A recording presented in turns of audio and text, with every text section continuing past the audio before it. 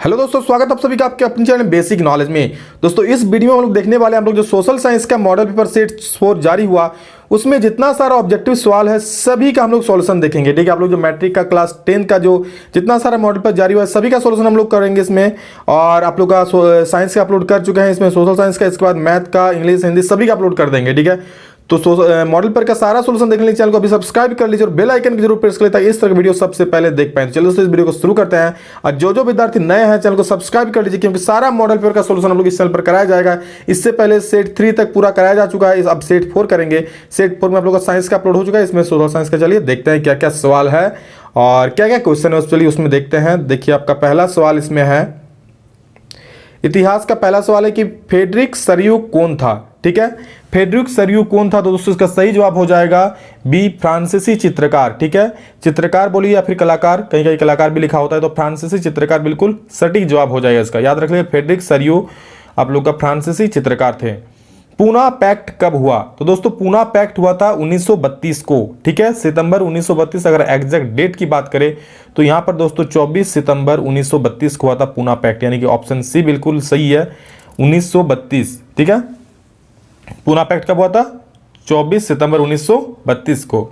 Next सवाल देखिए, silk मार्ग मुख्यतः किन दो महाद्वीपों को जोड़ता है। ये सवाल देखिए क्या है, इसमें आप लोग का जो ये जो सिल्क मार्ग है ये एशिया, अफ्रीका और यूरोप को जोड़ता है। ठीक है, एशिया, अफ्रीका और यूरोप को।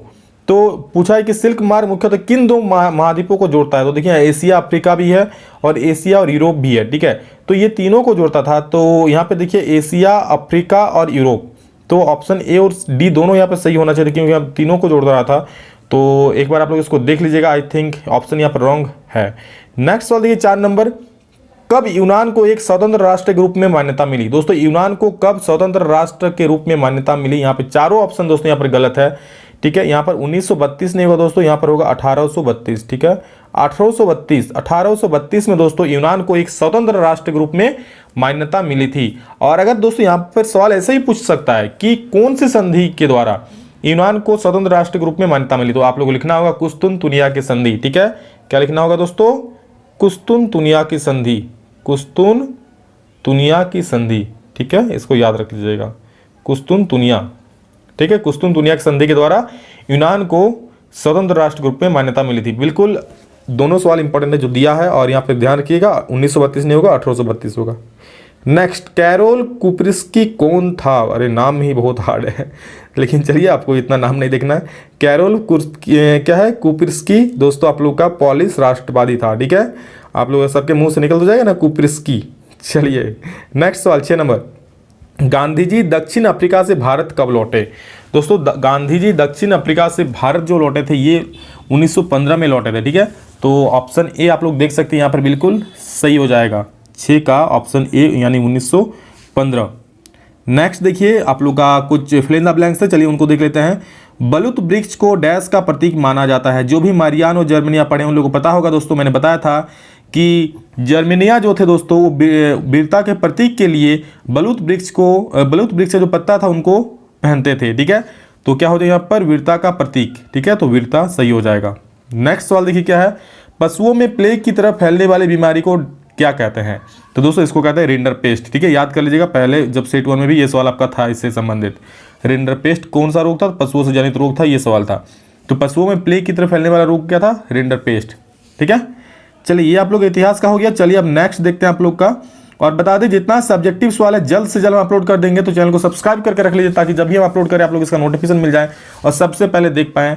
और दोस्तों बहुत ज़्यादा महत्वपूर्ण सवाल होता है जो मॉडल पेपर रहता है आप लोग एग्जाम के लिए, बहुत ज़्यादा महत्वपूर्ण। 5-5 सेट मॉडल पेपर कर लेते हैं दोस्त, मतलब समझ रहे हैं आपका एग्जाम का तैयारी बहुत ही खतरनाक हो जाएगा। नेक्स्ट देखिए 14 नंबर, लौह अयस्क किस प्रकार का संसाधन है, तो आप लोग सभी बोलिएगा सर ये तो अनवीकरणीय है। ठीक है, लौह अयस्क जितना बना हुआ है उतना ही भंडार सीमित है, डेली डेली तो थोड़ी बन रहा है हम लोग का, तो क्या हो जाएगा, अनवीकरणीय हो जाएगा। ठीक है, नेक्स्ट, भारतीय वन्य जीवन रक्षण अधिनियम कब लागू किया गया था, तो दोस्तों ये जो लागू किया गया था आप लोग का 1972 में। ठीक है, तो 15 का ए बिल्कुल सटीक जवाब। अगला देखिए 16 नंबर, भारत की 2 प्रमुख खाद्यान्न फसलें कौन सी। खाद्यान्न मतलब जो आप लोग खाते हैं, प्रमुख जिसके बिना आप रह ही नहीं सकते हैं। प्रमुख खाद्य क्या है, बोले सर हम लोग तो डेली चावल खाते हैं, डेली रोटी खाते हैं, आटा नहीं खाते हैं, रोटी खाते हैं, तो क्या हो, चावल और गेहूं, इसके बिना भैया गुजारा नहीं चलेगा क्या। नेक्स्ट आप लोग का फिल इन द ब्लैंक से, चलिए देखिए, डैश ऊर्जा का स्रोत है। क्या ऊर्जा का स्रोत है भैया, यहाँ पर हमको कोयला भी लग रहा है, भूतापीय भी ऊर्जा ही है, ठीक है, भूतापीय भी ऊर्जा है, कोयला भी ऊर्जा का स्रोत है। तो यहाँ पर दोनों सही लग रहा है, ऑप्शन में यहाँ पर कुछ गलती हुआ इन लोगों से। आई थिंक आप लोगों को क्या लगता है कमेंट करके जरूर बोलिएगा, ठीक है। नेक्स्ट देखिए, चला अगला सवाल, कुछ आप लोग हमको यहाँ पर क्वेश्चन मिस्टेक लग रहा है, ठीक है। चलिए अगला सवाल देखते हैं आप लोग का जो है, यहाँ पर तो सारा हो गया, देखिए फिल इन द ब्लैंक्स था, ठीक है। नेक्स्ट सवाल चलते हैं हम लोग आगे, और आ गए हम लोग नागरिक शास्त्र के शहर में। चलिए यहाँ देखते हैं, यहाँ पूछ रहा है कि अल्पसंख्यक फ्रेंच भाषी लोग तुलनात्मक रूप से किनसे ज़्यादा समृद्ध और ताकतवर रहे हैं। यहाँ देखिए क्या बोल रहा है, अल्पसंख्यक फ्रेंच भाषी लोग जो थे वो तुलनात्मक रूप से किनसे ज़्यादा समृद्ध और ताकतवर रहे हैं। तो दोस्तों ये बहुसंख्यकवादियों यानी कि डच, ठीक है, डच जो थे वो बहुसंख्यकवादी थे, तो उन लोगों से तुलनात्मक रूप से ये लोग क्या थे, समृद्ध थे और ताकतवर थे, ठीक है। नेक्स्ट देखिए क्या है, पोखरण किस राज्य में पड़ता है। दोस्तों आप लोगों को पता है पोखरण में परमाणु परीक्षण किया जाता है, और ये राजस्थान में पड़ता है, ठीक है। राजस्थान में चूंकि उतना घर बार नहीं है, खाली इलाका रहता है पोखरण, तो वहाँ पर परमाणु परीक्षण किया जाता है, तो ये पड़ेगा राजस्थान में, ठीक है, सूखा इलाका। नेक्स्ट, भारतीय राष्ट्रीय कांग्रेस का गठन कब हुआ था। बहुत महत्वपूर्ण सवाल है दोस्त, इसको याद कर लीजिएगा, 28 दिसंबर 1885। तो 1885 दोस्तों इसमें हो जाएगा सही। अगर डेट का ये बात करें तो उसको भी लिख लीजिए, 28 दिसंबर इसका डेट हो जाएगा। Get it. चलिए अगला सवाल, इनमें से कौन बहुजन समाज पार्टी का संस्थापक है। दोस्तों बहुजन समाज पार्टी का संस्थापक कौन है, तो याद कर लीजिएगा दोस्तों, कांशीराम, ठीक है। कांशीराम जो है थे वो है बहुजन समाज पार्टी का संस्थापक, ठीक है। नेक्स्ट देखिए क्या है, लोकतंत्र के मूल्यांकन के लिहाज से इनमें कौन एक चीज लोकतांत्रिक व्यवस्था के अनुरूप नहीं है। मतलब लोकतांत्रिक व्यवस्था के अनुसार ऐसा कौन सा चार को ऑप्शन उसमें कौन सा एक सही है जो लोकतंत्र भैया नहीं होना चाहिए, उसमें लोकतंत्र में ऐसा नहीं होना चाहिए। देखिए स्वतंत्र और निष्पक्ष चुनाव तो होना ही चाहिए लोकतंत्र में, इसके बिना लोकतंत्र का क्या कहलाएगा। व्यक्ति की गरिमा भी बहुत जरूरी है, और कानून के समक्ष समानता भी बहुत जरूरी है, कानून में हर एक को समान अधिकार मिलना चाहिए। बहुसंख्यकों का शासन, ठीक है, ऐसा नहीं होना चाहिए लोकतंत्र में। मतलब मान लीजिए कहीं पर अगर बहुसंख्यकवाद है, कहीं पर कोई एक जाति का ज्यादा हो गया तो उसका शासन होना चाहिए, नहीं ना। सबको बराबर का अधिकार होना चाहिए, सबको शासन करने का बराबर मौका मिलना चाहिए, जो भैया चुनाव में जीतेगा उसी का शासन होगा, ठीक है। तो बहुसंख्यकों का शासन नहीं होना चाहिए, तो ऑप्शन सी यहाँ पर बिल्कुल सही है। नेक्स्ट, नगर निगम के प्रधान पदाधिकारी को कहते हैं दोस्तों, इसको महापौर कहते हैं, जिसे हम लोग मेयर भी कहते हैं, ठीक है। नगर निगम के प्रधान पदाधिकारी क्या कहते हैं, महापौर या फिर मेयर भी कह सकते हैं इसको। नेक्स्ट, कई डैश को मिलाकर पंचायत समिति का गठन होता है। तो कई ग्राम पंचायतों को मिलाकर दोस्तों यहाँ पर जो आप लोग देख सकते हैं ग्राम पंचायत, कई ग्राम पंचायतों को मिलाकर पंचायत समिति का गठन होता है। अगला नेक्स्ट क्वेश्चन, शासन के विभिन्न अंगों के बीच सत्ता के बंटवारे को डैश कहते हैं। शासन के विभिन्न अंगों के बीच, यहाँ पर ध्यान से सुनिए, शासन के विभिन्न अंग बोल रहा है, ठीक है। कार्यपालिका, विधायपालिका, न्यायपालिका, जो यहाँ पे इसके बीच जो अंगों का बंटवारा होता है, अंगों के बीच जो सत्ता का बंटवारा होता है, तो दोस्तों उसे हम लोग क्या को बोलते हैं, क्षैतिज वितरण बोलते हैं, ठीक है। तो 31 का क्या हो जाएगा, क्षैतिज वितरण। 32 नंबर सवाल देखिए क्या है, स्थानीय स्वशासी निकायों में कम से कम डैश पद महिलाओं के लिए आरक्षित है। कितने, 1/3, ठीक है, या फिर कह सकते हैं 33% महिलाओं के लिए आरक्षित है। मतलब भैया 33% सीट पर कोई दूसरा और चुनाव नहीं लड़ सकता है, महिला ही लड़ सकता है उसमें, ठीक है। जिसको आप कह सकते हैं कि पंचायती राज चुनाव में 33% को महिलाओं को आरक्षित है। ये तो हो गया भैया खत्म। आ जाते हैं हम लोग अर्थशास्त्र के शहर में, तो देख लीजिए क्या क्या है। इनमें से कौन तृतीयक क्षेत्रक से संबंधित है। भैया तृतीयक क्षेत्रक मतलब सेवा क्षेत्र, तो सेवा क्षेत्र मतलब बैंकिंग सेवाएं, ठीक है।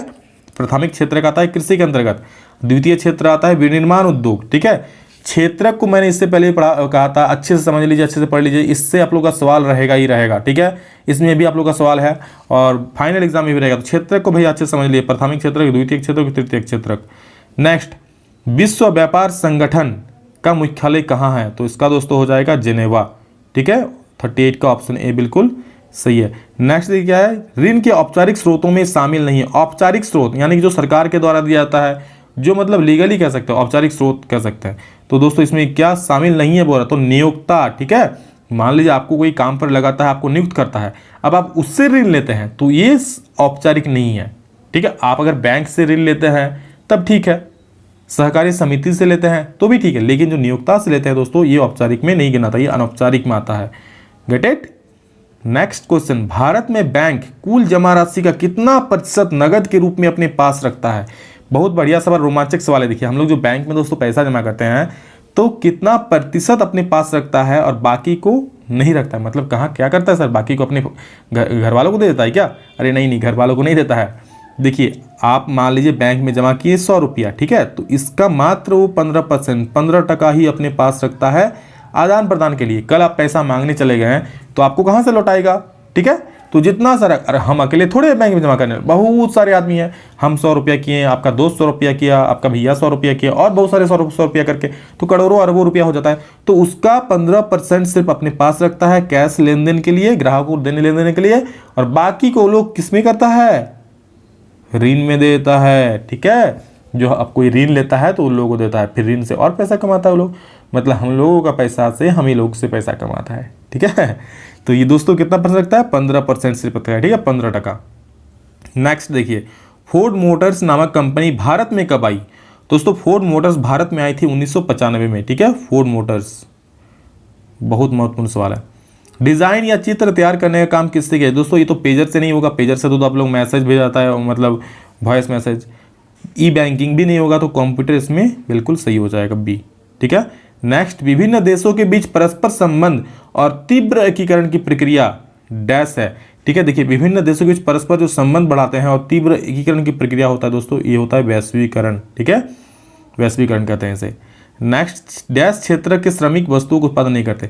कौन सा क्षेत्र वस्तुओं का उत्पादन नहीं करते? तो दोस्तों सेवा क्षेत्र जो होता है, बैंकिंग सेवाएं, हॉस्पिटलिटी, उसका बाद जो होटल हो गया, ये कोई चीज़ का उत्पादन नहीं करता है। तो क्या दोस्तों हो गया ये? तृतीय क्षेत्र। ठीक है, बोला है मैंने, बोला ना क्षेत्र बहुत ज़्यादा महत्वपूर्ण है, इसको अच्छे से कर लीजिएगा। नेक्स्ट क्वेश्चन है दोस्तों, बहुराष्ट्रीय कंपनियां हाँ अतिरिक्त निवेश के लिए डैश प्रदान कर सकती है, और इसका जवाब आप लोग सभी लोग कमेंट सेक्शन में बोलिएगा, क्या होगा? ऋण होगा कि धन होगा? ठीक है, ध्यान सुन लीजिए, बहुराष्ट्रीय कंपनियां जो है, मतलब बहुराष्ट्रीय क्या, मल्टीनेशनल कंपनी। ठीक है, जिसको बोलते हैं हम लोग क्या, MNC, तो अतिरिक्त निवेश के लिए डैश प्रदान कर सकती है, क्या? ऋण की धन? सभी लोग कमेंट में बोलिएगा। तो दोस्तों यहाँ पर आप लोग का सोशल साइंस का सारा खत्म होता है, इसके सोशल साइंस का ऑब्जेक्टिव खत्म होता है। मैं सब्जेक्टिव जल्द ही आप लोग सामने ला दूंगा। ठीक है, आप लोग वहाँ से देख लीजिए। और दोस्तों सब्जेक्टिव जो होगा बिल्कुल सबसे अलग, यानी कि बिल्कुल जो एग्जाम में लिखना चाहिए, जो आम भाषा होगा, सरल से सरल भाषा में मैं उसको तैयार करूंगा। आप लोगों को पता ही है, अगर सेट 1 2 3 देखे हैं तो बिल्कुल उसी अंदाज में लाऊंगा, और आप लोगों को सबको पसंद बहुत ज़्यादा आएगा, याद भी जल्दी हो जाएगा, समझ में भी जल्दी आ जाएगा। ठीक है, तो बस जो बच्चे चैनल पर पहली बार आए, चैनल को सब्सक्राइब करके अभी बेल आइकन को दबा दीजिए, ताकि इस तरह की वीडियो सबसे पहले देख पाए। और ये नेक काम जरूर कर दीजिए। आपके जितने सारे दोस्त हैं जो 10वीं का इस बार बोर्ड एग्जाम देने वाले हैं, सभी को शेयर कर दीजिए ताकि उनको भी इसका लाभ हो। तो चलिए दोस्तों, अभी के लिए इतना ही। मेरी सारी शुभकामनाएं आप सभी के साथ है। अच्छे से बोर्ड एग्जाम का तैयारी कीजिए, और इस बार 90 पार। ठीक है, जब तक तोड़ेंगे नहीं तब तक छोड़ेंगे नहीं। तो चलिए नेक्स्ट वीडियो में जल्द मिलते हैं, तब तक के लिए जय हिंद, वंदे मातरम।